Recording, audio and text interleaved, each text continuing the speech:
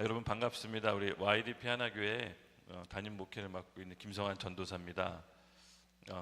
저희 YDP 하나교회는요, 사실 수원 하나교회에서 나왔습니다. 그래서 코로나 기간 동안 우리 수원 하나교회 영등포 YDP 캠퍼스로 이곳에서 수원 하나교회 영상 설교를 들으면서 한 6명이 모여서 예배를 이어갔거든요. 그것이 차츰 시간이 지나서 작년 9월 14일 날 YDP 하나교회로 출범이 되고 또 오늘날 이렇게 입당 예배인데 이르게 됐습니다. 그래서 오늘은 저희 영적인 아버지이시자 또 영원한 멘토이시죠. 네, 우리 고성준 목사님, 수원하나교회 담임 목사님이신데 특별히 모셔서 우리 입당 예배 하나님께서 저희 교회에게 주시고자 하는 귀한 말씀 함께 들으려고 합니다. 네, 여러분 기대되시죠? 네, 큰 박수와 함성으로 환영해 주십시오. 네, 목사님 모시겠습니다.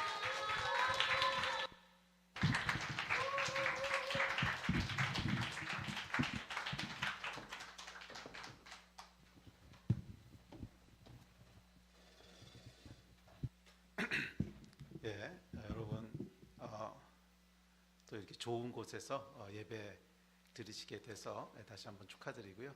이곳에서 하나님을 마음껏 예배하는 그런 귀한 시간들 또 장소들 되기를 다시 한번 축복합니다. 오늘 함께 나누려고 하는 말씀은 이제 데스티니라고 하는 그 말씀인데 제가 눈치가 있어서 길게는 안 할게요.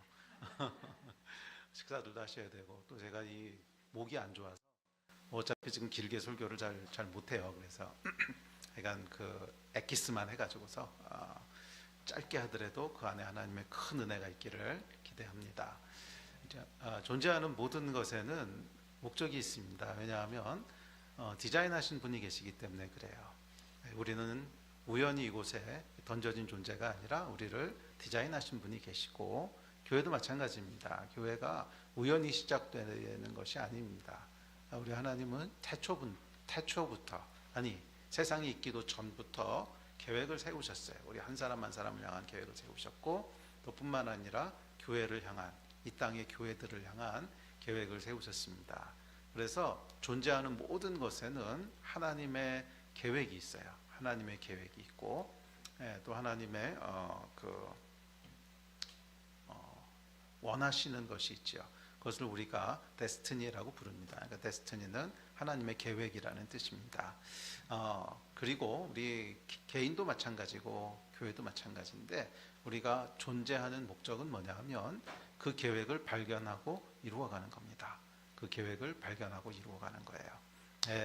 이곳에 YDP 하나교회가 오늘 이렇게 새로운 장소로 또 이전에서 함께 예배드리게 된 것은 우연이 아닙니다. 또 사람의 노력과 사람의 계획도 아닙니다. 그것은 태초부터 하나님께서 가지고 계신 계획이에요.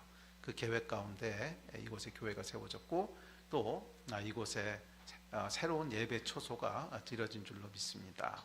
그래서 우리가 해야 될 일은 딱 하나입니다. 그 계획이 무엇인지를 알고 그것을 이루어가는 것입니다. 그래서 우리를 향한 이 교회를 향한 YDP 하나교회를 향한 하나님의 선하신 계획을 알고 그 계획을 순종함으로 하나씩 이루어 나갈 때 그곳에 하나님의 영광이 드러나고 또 그곳에 하나님의 능력이 나타날 줄로 믿습니다. 그래요. 우리는 어떤 존재냐면 하나님의 영광을 드러내는 존재고 또 하나님의 능력을 또 이 땅 가운데 흘려보내는 그런 통로입니다. 그래서 우리가 우리를 향한 계획을 발견하고 이루어가기 시작하면 그곳에 우리의 어떠함과 상관없는 하나님의 영광이 드러나세요. 그리고 하나님께서는 그렇게 드러나는 영광을 기뻐하시는 분이십니다. 그리고 동시에 그렇게 하나님의 계획을 우리가 발견하고 이루어가기 시작할 때 그곳에 하나님의 지지하시는 능력이 있습니다. 그렇죠. 이 데스티니에는 대표적으로 능력이 있어요. 왜냐하면 하나님의 계획이니까. 그렇죠? 사람이 하겠다고 하는 것은 뭐 하다 막힐 수도 있어요. 능력이 부족해서 막힐 수도 있고 재수가 없을 수도 있고 뭐 그렇지만 하나님이 하시겠다고 하는 건 막힐 수가 없어요. 그것은 그냥 우리가 순종하기만 하면 내가 안 하면 할 수 없지만 내가 하겠다고 순종하기만 하면 누구도 막을 수 없습니다. 그래서 저는 YDP 하나교회가 정말 세상이 막지 못하는, 그래서 바울은 그걸 뭐라 그랬냐면 세상이 감당치 못한다 그랬어요. 세상이 막지 못하는, 세상이 감당치 못하는 그런 교회가 되기를 주의 이름으로 축복합니다. 자, 그렇다면 교회는 교회를 향한 하나님의 데스티니는 무엇인가? 교회의 본질에 대한 내용이겠죠. 교회의 본질에 대한 이야기일 텐데, 교회는 세상의 빛과 소금이 되는 존재입니다. 그러셨죠. 하나님께서 모든 크리스천들은, 특별히 그리스도의 몸된 교회는 세상의 빛과 소금이 된다고 했어요. 빛과 소금이라고 하는 것은 뭐냐면 세상에 영향력을 미친다는 거죠. 빛도 그렇고 소금도 그렇고 영향을 미치는 거잖아요. 그러니까 소금이라고 하는 건 뭐예요? 썩지 못하도록 영향을 미치는 것이고, 빛이라고 하는 것은 어두움을 밝히는 것이고, 그래서 세상에 영향을 미치는 것이 교회의 데스티니입니다. 그런데 기억해야 될 게 있어요. 그 영향력은 여러분 철저히 하나님으로부터 나오는 영향력이어야 됩니다. 그게 하나님이 영광 받으시는 방법이에요. 그러니까 하나님의 영광이라고 하는 단어의 그 뜻은 뭐냐면 그 히브리적인 의미가 있는데, 히브리적인 의미로 영광이라고 하는 말의 뜻은 뭐냐면 그 반사하다라는 의미를 갖고 있어요. 그러니까 영어로 말하면 reflect하다. 그러니까 영광이라고 하는 건 뭐냐면 하나님의 어떠하심이 우리를 통해서 반사되는 걸 영광이라 그러는 거예요. 그래서 온 우주에 영광은 딱 한 분밖에 없어요. 하나님. 그러니까 영광이라고 하는 단어는 딱 한 분께만 쓸 수 있는 단어예요. 하나님께만 쓸 수 있는, 그리고 다른 어떤 존재에게도 사용하면 안 되는 단어예요. 그래서 영광은 오직 하나님께만 사용하는 단어인데, 그러니까 영광의 뜻은 뭐냐면 하나님 자체가 영광이세요. 그냥 하나님이 영광이세요. 그런데 그 영광이 피조물들을 통해서 이 땅 가운데 반사되는 거예요. 거울이 마치 이미지를 반사하듯이, 리플렉트 하듯이 그렇게 반사됐을 때 뭐예요? 하나님이 어떤 분이신 것이 나타나잖아요. 하나님이 어떤 분이신지 나타나니까 하나님께만 사용되는 영광이라고 하는 단어가 그곳에 사용되는 거예요. 그래서 교회는 어떤 존재냐면 하나님을 세상에 드러내고 나타내는 존재예요.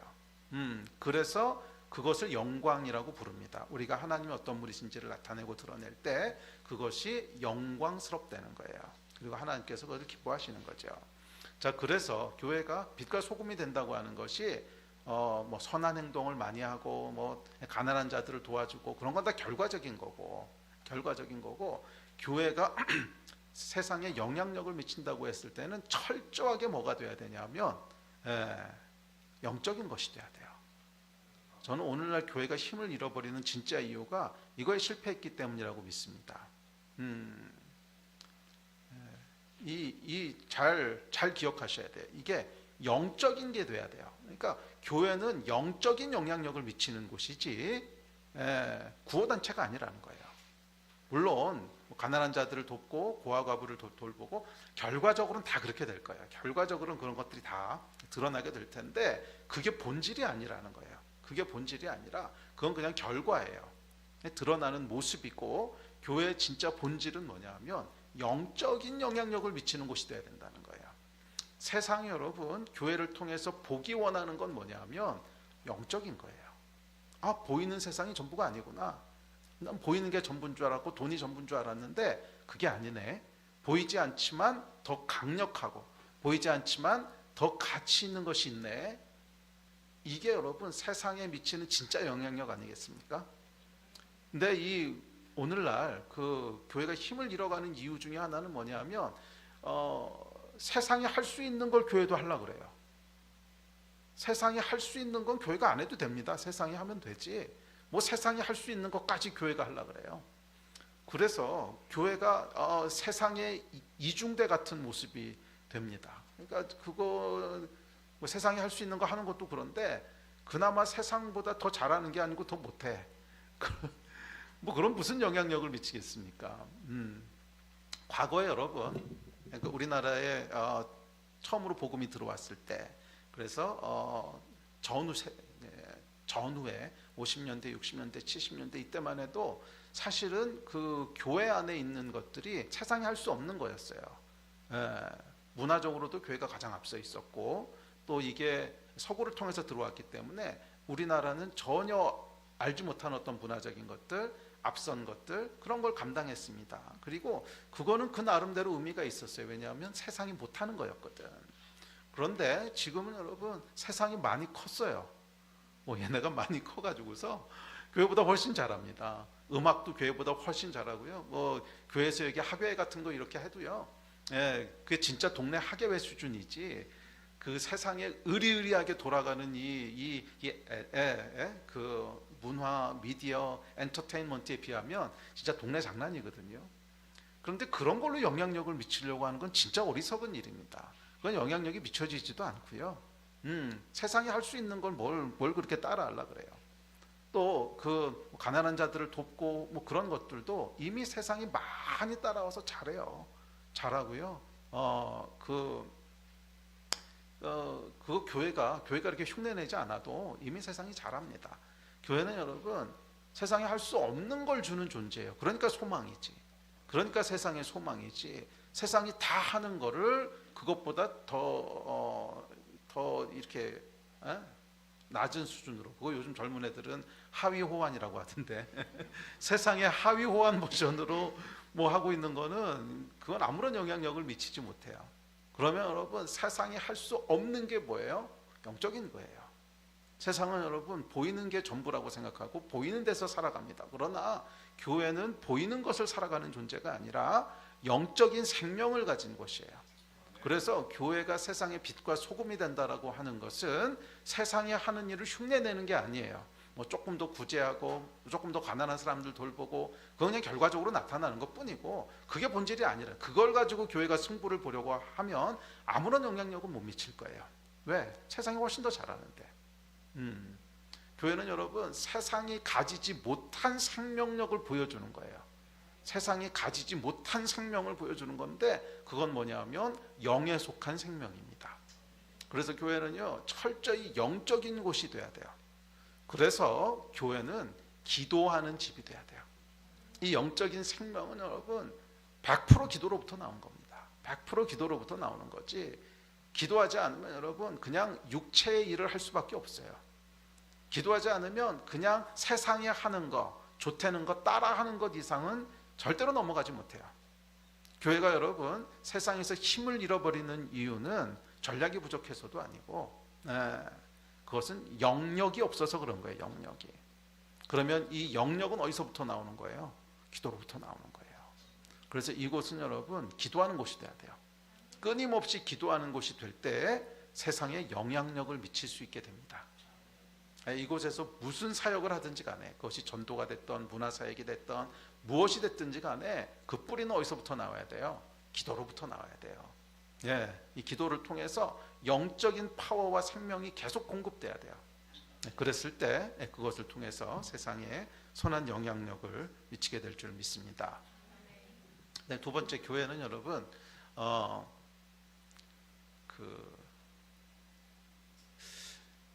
데스티니가 이루어지기 위해서 중요한 몇 가지가 있습니다. 중요한 몇 가지 키워드가 있는데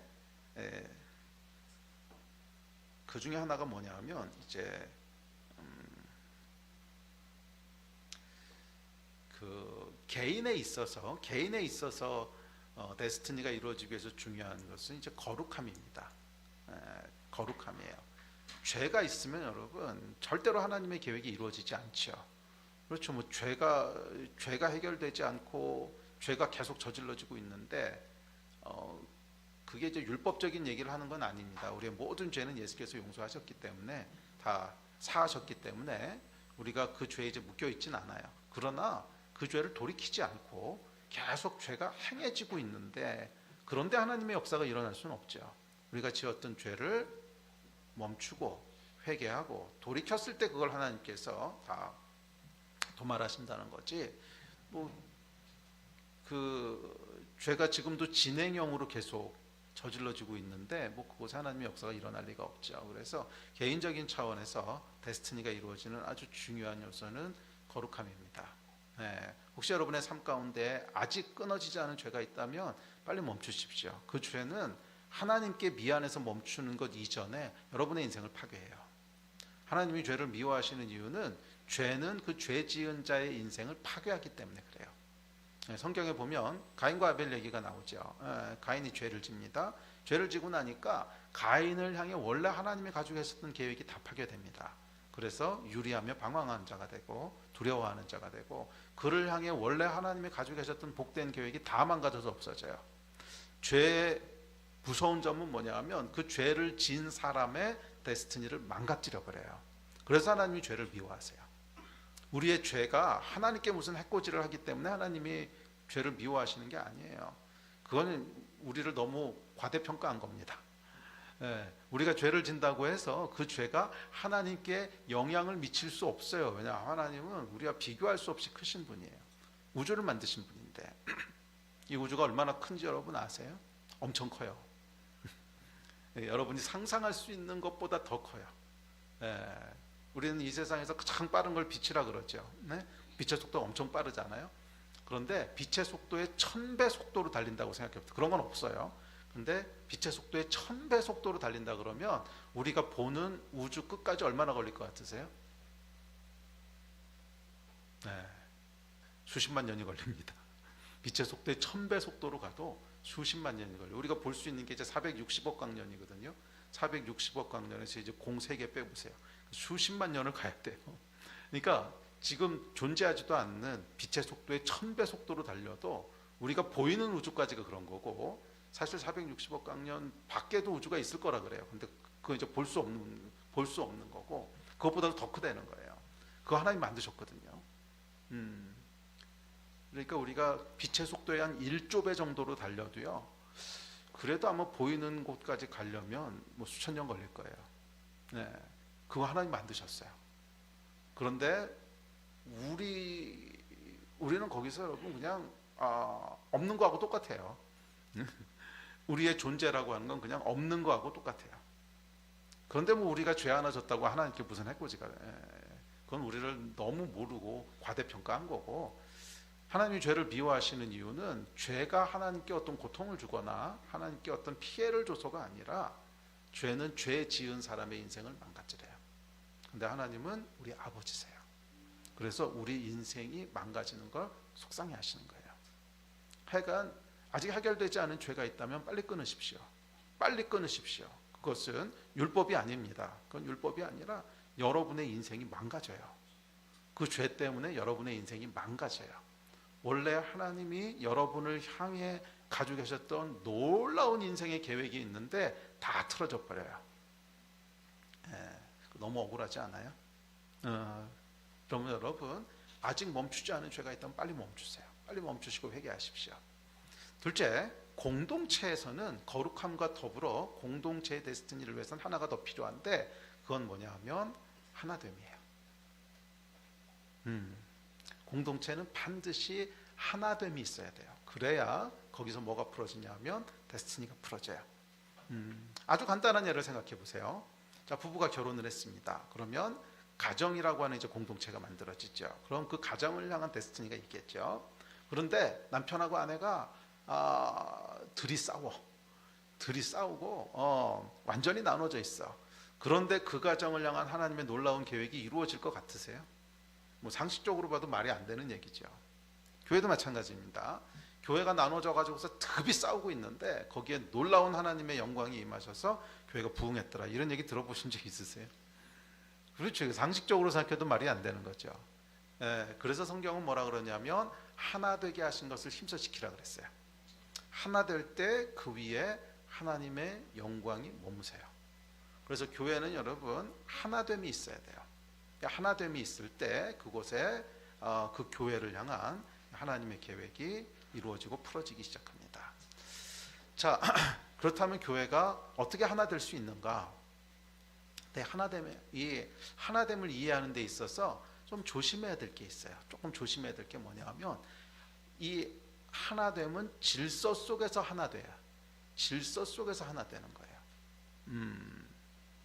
그 사람들이 오해하는 것 중에 하나가 그 공평한 거랑 평등한 거에 대한 걸 잘 구분을 못하는 것 같아요. 공의로운 것과 평등한 거. 공의롭다고 하는 건 뭐냐면 억울함이 없게 하는 거예요. 그러니까 어떤 일을 하든지 간에 그 가운데 어떤 뭐 불의가 들어가지 않고 정직하고 투명한 어떤 과정이 있고 그런 게 이제 공평한 거죠. 맞아요. 하나님은 공의로우신 분이세요. 굉장히 중요해요. 예, 그래서 우리가 억울함이 없도록 일하는 것은 굉장히 중요합니다. 정직하게 일하고 그리고 공정하게 일하고 이거 중요해요. 그런데 성경에 여러분 공평을 얘기한 구절이 있나 한번 생각해 보세요. 평등. 모든 사람이 다 똑같다. 이렇게 얘기한 구절이 있나 한번 생각해 보세요. 없어요. 오히려 성경은 뭐라 그랬냐면 모두 다 사도겠느냐, 모두 다 선지자겠느냐, 다르게 만드셨다는 거야. 다르게 만드셨다고 성경은 얘기하지. 너나 나나 다 똑같아. 이렇게 만들었다고 한 구절이 있나 보세요. 없어요. 성경 어디를 봐도 평등하다는 건 없어요. 공의롭다는 건 있어요. 공평하고 정의롭다는 건 있지만 평등하다는 구절은 없어요. 그런데 사람들이 이게 그 마귀가 끼워넣은 슬쩍 끼워넣은 이게 짝퉁인데 사람들은 마치 평등이라고 하는 것이 진리인 것처럼 굉장히 중요한 가치인 것처럼 착각을 해요. 아니 여러분 성경에 그 가치는 없어요. 평등이라고 하는 가치는 없고요. 공의롭다고 하는 가치가 있는 거죠. 억울하지 않게 하는 거. 그건 중요해요. 그래서 여러분 성경에 보면 뭐라고 나와 있습니까? 어떤 사람은 1달란트 받고 어떤 사람은 5달란트 받고 어떤 사람은 10달란트 받았다는 거예요. 재주도 다르다는 거예요. 하나님께서 똑같이 안 주셨다는 거예요. 어떤 사람은 재주 많이 주신 사람도 있고요. 그래서 뭐 손흥민이나 뭐 이런 사람도 있는 반면에 저는 그런 재주가 없어서요. 뭐 볼 차는 거만 놓고 보면 저는 이제 1달란트 받은 사람인 거죠. 다르다는 거예요. 모두 다 사도가 아니고 모두 다 선지자가 아니고 그러니까 모두 다 설교자로 부르신 것도 아니고 다르다는 거예요. 질서가 있다는 거예요. 그 질서 속에서 하나됨이 이루어져야 돼요. 질서 속에서 하나됨이 이루어져야 되지 이 질서가 깨지게 되면 하나됨은 깨지게 됩니다. 근데 많은 경우에 하나됨이 깨지는 진짜 이유가 뭐냐 하면 사실은 이 질서를 깨기 때문에 하나됨이 깨져요. 질서를 깨기 때문에 하나됨이 깨져요. 나는 그것 이상 대접받아야 되는 사람인데 왜 이것밖에 대접해 주지 않습니까? 당신이나 나나 그러니까 그리스도 안에서 다 형제인데 왜 이런 차이가 있습니까? 뭐 이런 게 이제 깨는 거죠. 아니 그렇지 않다는 거예요. 성경이 그렇게 얘기 안 한다는 거예요. 이 질서를 깨게 되면 하나됨이 깨집니다. 그러니까 하나님께서 뭐 예를 들어서 가정을 생각해 보세요. 가정을 창조하셨을 때 그 가정은 이제 어머니가 있고 아버지가 있고 자녀들이 있고 이렇게 이루어져 있죠. 그렇게 이루어져 있는데 가정은 당연히 하나 돼야 되죠. 당연히 사랑으로 하나 되는 것이 하나님께서 가정을 향한 뜻인데 이 하나 되는 게 어떻게 하나 돼요? 자녀들이 와가지고 아버지 어머니한테 아빠나 나는 뭐 똑같아 이러면 하나가 되겠습니까? 안 되지요. 그래서 자녀들에게 뭐라 그랬어요? 부모를 공경하라 그랬죠. 그리고 부모들한테 뭐라 그랬어요? 너도 자녀들을 똑같이 돼 이렇게 얘기하지 않았어요. 자녀들을 노엽게 하지 말라 그랬지. 노엽게 한다는 게 뭐예요? 공정과 공의가 깨지는 거죠. 이건 중요한 가치라 그랬어요. 이건 성경적인 가치예요. 그런데 평등하게 하라고는 안 했어요. 자녀하고 부모하고 어떻게 평등하겠어요? 그건 불가능한 얘기지. 그러니까 가정이 하나 되기 위해서는 평등해야 하나가 되는 게 아닙니다. 질서를 인정할 때 하나가 되는 거지. 교회도 똑같습니다. 교회 안에 두신 질서가 있고요. 그 질서를 우리가 존중하고 하나님이 세우신 질서라고 하는 걸 존중하고 그것을 서로 인정할 때 거기서 하나가 될 수 있어요. 근데 또 이 이야기 들으면 이제 불편해하시는 분들이 있습니다. 이 교회론에 있어서도 이제 저는 그걸 이제 인본주의 기독교라고 하는데 인본주의에 기초한 기독교들이 있거든요. 인본주의에 기초한 기독교들은 이런 질서를 자꾸 무시하려고 그래요. 자꾸 무시하려고 그러는데 뭐 현대 사조에 비하면 현대를 지배하고 있는 사조들에 비하면 불편할 수 있어요. 하지만 성경이 그렇게 얘기하는데 우리의 절대 기준은 성경이지 이 시대의 사조가 아니잖아요. 아멘. 사실은 성경에서는 남자와 여자도 다르게 만드셨다고 얘기하거든요. 근데 이게 현대인들한테는 굉장히 불편하죠. 특별히 페미니즘 같은 이런 사조에서 보면 이거는 이건 진짜로 나쁜 놈들인 거지. 그래서 페미니즘에서 그 제1 빌런이 누군지 아시죠? 제1 빌런이 개신교 목사입니다. 페미니즘에서 가장 이제 나쁜 놈으로 그러니까 페미니즘의 그 주적은 유대 기독교거든요. 유대교하고 기독교에서부터 이 가부장적인 뿌리가 있다고 믿기 때문에 그래서 제1 빌런이 목사입니다. 제2 빌런이 목사인데 왜냐하면 남자잖아요. 일단 남자인 게 죄지요. 그다음에 개신교의 리더고 뭐 그러니까 이제 싫어하는데 그래서 이 현대 사주에 의하면 뭐 불편할 수 있어요. 그러나 뭐 어쩌겠어요. 성경은 그렇게 얘기하는데. 근데 이제 이런 일들이 생기는 이유가 있습니다. 이유는 뭐냐면 하나님께서 맞아요. 어떤 사람은 1달란트 주시고 5달란트 주시고 10달란트 주시고 맞아요. 다르게 만드셨거든요. 다르게 만드셨는데 이것은 다르게 만드신 것이지 차등을 두신 건 아니에요. 차등이라고 하는 건 뭐냐면 1등, 2등, 3등, 4등, 10등 이렇게 세우신 건 아니라는 거예요. 그러니까 하나님께서 10달란트 준 사람은 그래 너는 1등이야. 그다음에 9달란트 가진 사람은 2등이야. 이렇게 줄 세우시기를 한 게 아니라는 거예요. 그냥 1달란트, 2달란트, 10달란트를 쭉 옆으로 늘어놓으신 거예요. 다르다는 거예요. 다르다는 거. 줄 세운 게 아니고 다르게 만드신 거예요. 이해가 되세요? 줄 세운 게 아니고 다르게 만드신 거예요. 그런데 거기에 줄을 세운 건 뭐냐 하면 사람들입니다. 거기에 줄을 세우기 시작한 건 사람들이에요. 이 사회가 줄 세우기를 하잖아요. 맨 앞에 있는 건 뭐예요? 의사, 변호사, 어쩌고 저쩌고 쫙 해서 맨 뒤에 있는 것은 뭘까요? 알바? 알바. 뭐 이건 맨 아래고 이렇게 줄 세우는 건 뭐예요? 사람들이 만든 가치지요. 하나님은 그렇게 줄 세우신 적 없어요. 그냥 다르게 만드신 거예요. 그런데 줄을 세워놓고는 이건 1등이고 이건 꼴찌고 그러고 난 다음에 하나님한테 원망하기 시작합니다. 아니, 하나님 왜 이렇게 차등하게 만드셨습니까? 그래서 그게 아니라고 하는 주장을 하는 거죠. 그러니까 이게 사람의 죄악 때문에 나오는 결과라는 거예요. 그래서 마지막 때 하나님께서 우리 인생에 대한 걸 평가하실 때는 어떻게 평가하시냐 하면 1달란트 받았냐 10달란트 받았냐 이거 가지고 평가 안 하세요. 10달란트 받았어도 또는 뭐 1달란트를 받았어도 10달란트 받은 사람이야 당연히 10달란트 있으니까 많은 열매를 맺었겠죠. 그거 가지고 평가하지 않으시고요. 충성됐냐 가지고 평가하시잖아요.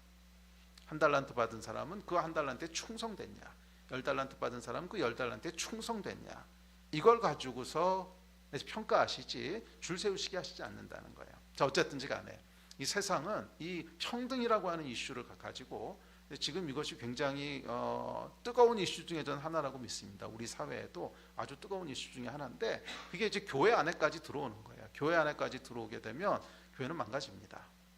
교회는 그렇게 되면 망가져요. 교회에서는 여러분 질서가 있어요. 영적인 질서들이 있고 그 질서를 존중할 때, 그렇죠. 하나님이 목회자로 세우셨으면 목회자의 질서를 존중할 때, 또 소그룹 리더로 세우셨으면 소그룹 리더의 권위를 존중할 때, 또 집사로 세워졌으면 집사의 권위를 존중할 때, 그것을 통해서 교회가 하나가 돼요. 그래서 교회에 하나 되면 여러분 철저하게 질서 속에서 하나가 되는, 질서를 지킬 때 하나가 되는 것이지 그냥 누이 좋고 매부 좋고 밥 같이 먹는다고 하나가 되는 것이 아닙니다. 그래서 이 질서를 지키기 위해서 필요한 게 뭐냐면 자기 부인이에요. 그러니까 케노시스, 겸손, 자기 부인. 그래서 교회가 하나 되지 못하는 이유는 사실은 자기 부인이 안 되기 때문에 그래요. 이 현대로 넘어오면서 자기를 관찰하는 능력이 현저하게 떨어집니다. 현저하게 떨어져요. 그러니까 제가 청년 때만 해도 사람들이 자기 모습을 그래도 이렇게 들여다볼 수 있었어요. 아, 내가 이게 문제구나. 아, 나한테 이런 게 있구나. 그래서 그걸 들여다볼 수 있는 능력이 있었는데 이게 현대로 다가오면서요. 이게 점점점 그 능력이 떨어져서 지금은 자기 모습을 전혀 들여다보려고 하지 않습니다. 그러니까 모든 문제는 바깥에 있고 모든 원인은 저 사람 때문이고 그런 상태에서 어떻게 교회가 하나 되겠어요? 맞아요. 인간들이 살아가다 보면 어려운 일도 생기고 갈등도 생기고 그래요. 그게 교회죠. 그럴 때마다 우리는 스스로를 하나님 앞에 돌아다봐야 되죠. 아, 내 안에 이런 게 있구나. 내 안에 이런 교만이 있구나. 내 안에 이런 질서를 인정하지 않으려고 하는 마음이 있구나. 그렇게 하면서 그 안에서 이제 하나가 돼가는 건데, 이 능력들이 현저하게 떨어져. 이게 저는 마귀가 하는 일이라고 믿습니다. 저는 우리 사랑하는 YDP 교회 가운데 하나 되는 역사가 더 강력하게 일어나기를 주의 이름으로 축원합니다. 자, 마지막 세 번째, 교회는 자유와 기쁨이 있는 곳이에요. 교회는 자유와 기쁨이 있는 곳이에요. 그것이 이제 율법과 복음의 차이입니다. 율법과 복음의 차이인데, 율법은 뭐냐 하면 우리의 행동을 규제하는 겁니다. 이건 해야 되고 이건 하지 말아야 되고. 그 10계명이 있잖아요. 10계명을 비롯하면 600몇 가지 이제 계명이 있는데, 그 계명들은 뭐냐 하면 해야 되는 것과 하지 말아야 될 것의 리스트로 이렇게 이루어져 있죠. 그거 이제 율법이에요. 그것을 왜 지킵니까? 안 지키면 지옥 가니까. 그래서 지키는 거예요. 그래서 율법의 동기는 뭐냐면 두려움이에요. 아니 여러분, 이건 복음이 아닙니다. 복음의 동기는요, 기쁨이에요. 복음의 동기는 기쁨입니다. 그래서 교회는 기쁘고 즐거운 곳이어야 돼요. 제가 수원에 수원하나교회를 세울 때 26년 됐는데, 올해가 이번 주가 이제 창립 기념주일이었습니다. 오늘이 창립 기념주일이었는데, 26년 전에 교회를 세우면서 하나님이 주셨던 교회에 대한 표가 있습니다. 저희 교회 비전 스테이트먼트인데, 그것은 하나님을 즐거워하고 그분의 목적에 헌신하는 공동체라는 건데, 거기서 이제 첫 번째가 뭐냐면 즐거워하는 거예요. 교회는 하나님을 즐거워하는 곳이에요. 교회는 하나님을 즐거워하는 것이에요. 그래서 이 즐거움과 기쁨이 우리의 모티베이션이 되는 거예요. 그것이 교회입니다. 이게 두려움이 모티베이션이 되면 안 돼요. 이건 종교예요. 두려움이 모티베이션이 되면 안 되고, 또 의무감이 모티베이션이 되면 안 되고, 교회의 진짜 모티베이션은 뭐냐면 즐거움이에요. 하나님을 사랑하는 것에서 나오는 즐거움. 이 사랑하게 되면 사랑하는 사람을 기쁘게 하는 것이 즐거워집니다. 연애해 보신 분들은 알죠. 연애를 하게 되면 상대방이 기뻐하는 걸 해주는 게 그렇게 재밌어. 그렇게 즐거워. 그러니까 이게 이제 사랑의 속성이거든요. 그래서 하나님을 사랑하게 되면 뭐예요? 하나님을 기쁘시게 하는 게 너무 재밌는 거야. 하나님을 기쁘시게 하는 게 너무 즐거운 거야. 이게 이제 복음이라는 거예요. 그래서 교회는 여러분, 제가 교회를 개척할 때부터 지금까지 가지고 있는 교회에 대한 아주 중요한 가치 중에 하나는, 교회는 재밌어야 된다. 교회는 재밌어야 된다. 근데 그 재미라고 하는 것이 무슨 블루마블 해가지고 재밌는 게 아니고요, 영적인 재미가 있어야 된다는 거예요. 교회는 영적인 재미가 있어야 된다. 그래서 교회 올 때마다 그 안에 막 재미라기보다는 이제 기쁨이죠. 하나님으로부터 오는 그런 즐거움, 기쁨, 그것이 막 계속 솟아나서 집에 가고 싶지 않아야 돼. 그게 정상이야. 또 오늘날 인본주의 기독교가 얘기하는 것 중에 하나가 뭐냐면, 교회가 맨날 모이기만 하고 청년들을 교회에다 붙잡아둬 가지고서 사회에서는 아무것도 못하게 하고, 뭐 이게 인본주의 기독교가 맨날 하는 얘기거든요. 그래서 저는 그 얘기 볼 때마다 막 화가 나요. 교회를 몰라도 너무 모르는구나. 누가 교회 나와 있으려고 그랬냐? 지들이 가기 싫어서 안 가겠다는 거지. 그러니까 교회는 뭐예요? 그곳에 영적인 즐거움이 있기 때문에 그냥 오고 싶은 거야. 오면 가기 싫은 거야. 그게 있어야 교회인 거지. 교회 같은 여기서는 미니멈 예배만 드리고 뭐 나머지는 다 교회 밖에 가서 뭐라 하자. 그럼 교회가 왜 있어요? 뭐 있을 필요가 없지. 그까지 뭐 모여가지고 종교 행위 잠깐 하는 거, 그걸 위해서 교회가 있는 거라면, 그거에 요즘 뭐 인터넷도 많고 유튜브도 많고, 근데 굳이 교회 가서 그 일을 하고 있겠어요? 이 교회는 여러분, 모이는 것이 즐겁고 재밌기 때문에 모이는 것이지, 그래야 정상적인 교회인 거지.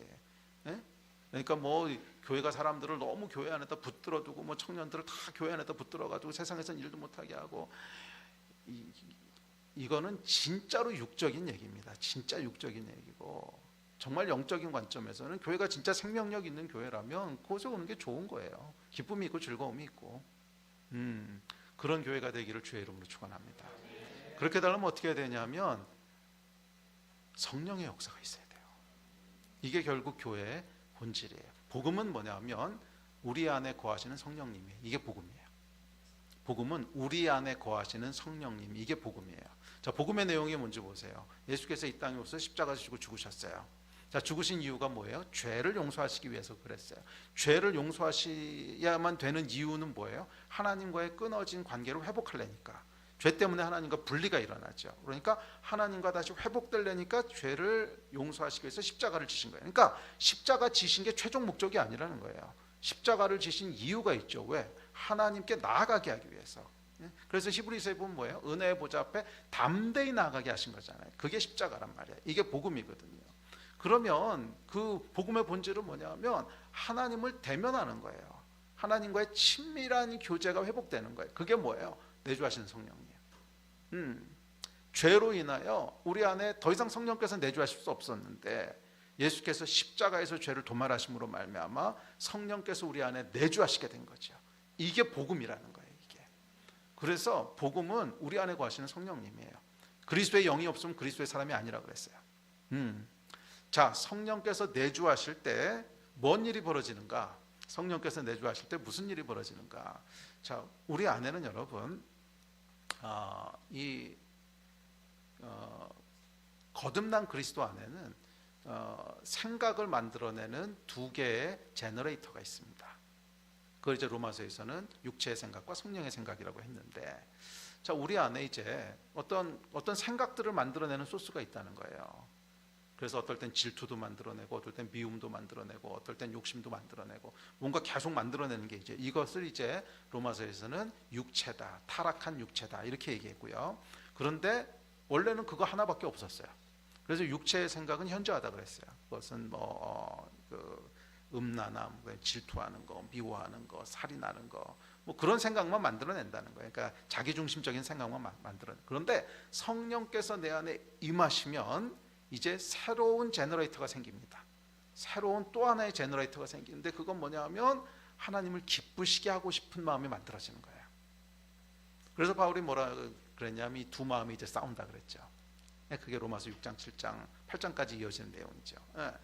그래서 이제 두 마음 속에 그 두 개의 소스가 생긴 거예요. 생각을 만들어내는 두 개의 제너레이터가 있는데, 그런데 바울이 뭐라 그랬냐면 너희가 성령을 따라 행하라. 그리하면 육체의 소욕을 이루지 않는다 그랬어요. 그리고 성령을 따라 행하면 율법의 요구가 이루어질 거라고 했어요. 자, 그러니까 그 율법을 폐하신 적이 없어요. 뭐 율법은 하나님의 뜻인데 어떻게 폐하겠어요? 그런데 율법을 지키는 두 가지 동기가 있다는 거예요. 하나는 뭐예요? 두려워서. 그건 이제 육체가 만들어내는 생각입니다. 근데 또 다른 생각이 있는데 그건 뭐냐면 율법을 지키는데 너무 지키고 싶어. 그게 이제 성령의 생각인 거예요. 자, 이게 뭐냐면 여러분, 성령 받으신 분들은 이게 무슨 얘기인지 알아요. 여러분들이 뭐 부흥회나 수양회 같은 데 가서 은혜를 만땅 받았을 때 생각해 보세요. 막 은혜를 만땅 받았어. 그러면 어떤 마음이 들어요? 막 와, 주를 위해 살고 싶고 막 생명도 드리고 싶고 막 그런 생각 들지요. 그랬다 이제 돌아와 가지고서 은혜를 다 까먹어. 그럼 또 다른 생각이 올라오죠. 이게 뭐냐면 우리 안에 두 개의 마음이 돌아가고 있는 거예요. 그래서 은혜를 만땅 받으면 어떤 마음이 돌아가냐 하면 하나님을 위해서 살고 싶은 마음이 막 돌아가. 그래서 하나님을 위해서 살면 너무 기뻐, 너무 행복해. 제가 대학교 2학년 때 처음으로 성령을 받았어요. 처음으로 성령을 받았는데 성령 받고 나서 일어난 첫 번째 변화가 뭐냐면 나는 주를 위해 살아야지. 난 하나님 나라를 위해 살아야지. 막 예수 이름만 예수 소리만 하면 눈물이 나오고 나는 하나님 위해서 살 거야. 근데 왜 갑자기 그런 생각이 들었는지 설명은 안 돼요. 분명히 어저께까지는 안 그랬거든. 분명히 어저께까지는 안 그랬는데 성령 받고 나니까 갑자기 다른 마음이 올라오는데 뭐냐면 난 하나님 나라를 위해 살 거야.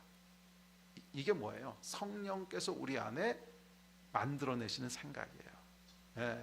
그것을 이제 성경은 뭐라 그러냐면 소원을 두고 행하게 하신다 이렇게 얘기하는데 그 소원이 이제 헬라어에 보면 탈레마라고 하는 단어입니다. 그래서 탈레마를 두신다는 거예요. 그래서 우리 안에는 탈레마를 만들어내는 두 개의 제너레이터가 있어요. 육체도 탈레마를 만들어내고 그 탈레마는 원함, 소원 이런 뜻인데, 그리고 성령도 탈레마를 만들어내요. 그래서 우리가 기쁨이라고 하는 건 뭐냐면 성령이 계속 텔레마를 만들도록 하라는 거예요. 성령이 계속 텔레마를 만들도록 하면 그럼 어떤 생각이 드냐면 하나님을 위해서 사는 게 너무너무 기쁘고 재밌는 거야. 다른 거 하라 그래도 안 해. 그것만 하고 싶은 거야. 이게 성령을 쫓아 사는 겁니다. 그리고 그것은 언제 이루어지냐면 예배를 통해서 이루어지는 거예요. 그래서 크리스찬의 삶은 행동에 기초한 게 아니라 예배에 기초해야 돼요. 행동에 기초하는 순간 우리는 필연적으로 율법으로 흐릅니다. 필연적으로 율법으로 흘러서 이건 해야 되고 하지 말아야 되고 거기에 그냥 묶이게 돼요. 그것은 여러분 율법이에요. 두려움이고 의무감이고 지루함이에요. 예배가 우리 삶을 주도해야 돼요. 예배 가운데 강력한 성령의 역사가 일어나면 그냥 그렇게 하고 싶어. 그냥 그렇게 하고 싶어. 예. 오늘 제가 주일 설교 때도 그 얘기를 잠깐 했는데 저희가 2008년도에 이제 하나님께서 매일 저녁 전교인이 모여서 120일 동안 기도하라고 하셨어요. 그래서 2008년 5월부터 8월까지 이제 모여서 기도를 했는데 아이들 다 들쳐업고 밤에 10시부터 모였거든요. 네, 들쳐업고 와서 이제 10시부터 기도를 하기 시작했습니다. 근데 이게 사실 여러분 120일이 짧은 시간이 아닙니다. 1년에 3분의 1이거든요. 그거 매일 아이들 들쳐업고 10시에 나온다고 생각해 보세요. 이게 할 짓인가? 그래서 처음에 이게 불가능하다고 생각했어요. 그런데 예배 때 성령이 역사하시기 시작하는데 사람들이 집에 갈 생각을 안 해요. 처음에 12시까지 예배하다가 1시까지 예배하다가 2시까지 예배하다가 집에 안 가. 그러다가 마지막엔 젊은 사람들은 새벽 4시, 5시까지도 집에 안 가요. 그래서 그때 이제 처음으로 교숙자라고 하는 단어가 생기기 시작하는데 집에 갈 생각을 안 해. 그게 뭐예요? 성령이 임하시니까 그냥 좋은 거야. 그냥 딴 거 한 거 없어요. 모여서 기도하고 예배한 거거든. 기도하고 예배했는데 성령께서 임하시기 시작하니까 그게 그렇게 재밌는 거야. 네. 홍대 클럽 가는 것보다 더 재밌는 거야. 그 뭐 없지요. 아무것도 없는데 그런데 그냥 그곳에 나와 있는 게 너무너무 행복하고 이게 뭐예요? 예배가 깊어지기 시작하니까 우리 안에 성령의 텔레마가 만들어지기 시작하는 거예요. 육체가 만들기 시작했던 생각들이 점점 쪼그라들고 성령께서 만드는 생각이 나를 점점 지배해가는 거예요. 근데 이것은 여러분 예배가 유지될 때만 그렇게 됩니다. 근데 이게 예배가 또 끊어지고 세상으로 확 휩쓸려 가잖아요. 그럼 또 이게 계속 생각을 만들어냅니다. 경쟁하는 생각, 미워하는 생각, 질투하는 생각. 그럼 또 그렇게 살게 되는 거예요. 그래서 여러분 교회는 어떤 곳이에요? 예배하는 곳이에요. 교회는 예배하는 곳이고 그곳에 강력한 성령의 임재가 임할 때 그 예배가 우리 안에 성령의 텔레마를 이니시에이트하는 거예요. 그래서 그 생각들을 만들어내고 그것이 기쁨이 되고 즐거움이 되고 그렇게 하나님을 기쁨으로 즐거움으로 섬기기 시작할 때 거기에 영적인 생명력들이 흘러가기 시작하고 세상에 영향력을 미치는 교회가 되는 줄 믿습니다. 그런 교회가 다 되시기를 다시 한번 주의 이름으로 축복합니다. 우리 기도합시다. 하나님 참으로 감사합니다. 우리 사랑하는 YDP 교회 기억하여 주시고 이곳에 주의 임재와 영광이 머무는 은혜가 있게 하여 주십시오. 사람의 생각과 인간의 지혜로 운영되는 교회가 아니라 하나님의 임재로 예배로 운영되는 교회가 되게 하여 주셔서 정말 이곳에 나오는 모든 사람들이 기쁨과 즐거움과 삶의 새로운 소망들을 얻게 되는 그런 생명의 장소가 되게 하여 주시옵소서. 새로운 장소로 이전했습니다. 이곳을 가득 채워주셔서 정말 많은 사람들이 이곳에서 하나님을 만나게 하여 주시고 날로 부흥하는 그런 교회가 되게 하여 주시옵소서. 감사합니다. 주 예수 그리스도 이름으로 기도했습니다. 아멘.